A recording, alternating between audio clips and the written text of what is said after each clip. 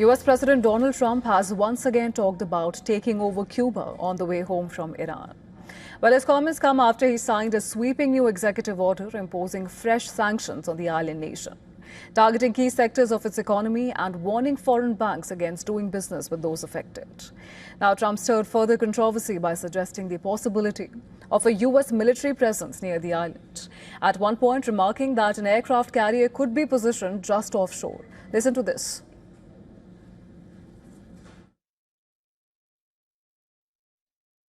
No, Cuba's got problems. We'll finish one first. I like to finish a job.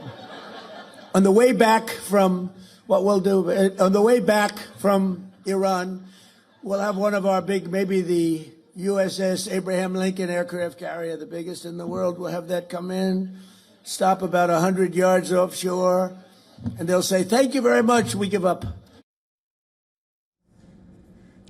Cuba, which is located just 145 kilometers from Florida, has been under a U.S. trade embargo since the Cuban Revolution led by Fidel Castro. And tensions between the two nations show little sign of easing. The new sanctions expand Washington's crackdown on Cuba, aiming at individuals who are linked to major industries, including energy, defense, mining, financial services, and security. According to the order, anyone found operating in these sectors or accused of corruption or serious human rights abuses will face restrictions, including a ban on entering the United States. The move also goes beyond Cuba's borders.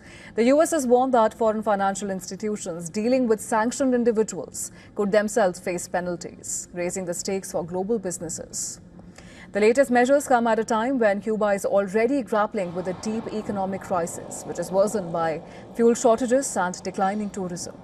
Havana has strongly condemned the decision. Cuban Foreign Minister Bruno Rodriguez Pereira has called the sanctions illegal and described them as collective punishment to the Cuban people. The backlash unfolded as thousands marched through Havana during May Day rallies, many gathering near the U.S. Embassy under the slogan, "Defend the Homeland." The demonstrations were led by President Miguel Diaz-Canel and former leader Raul Castro.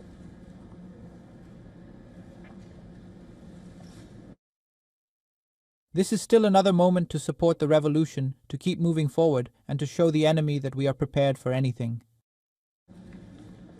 Well, despite recent diplomatic engagement, including U.S. officials visiting the island in April, the new sanctions signal a tougher stance from Washington.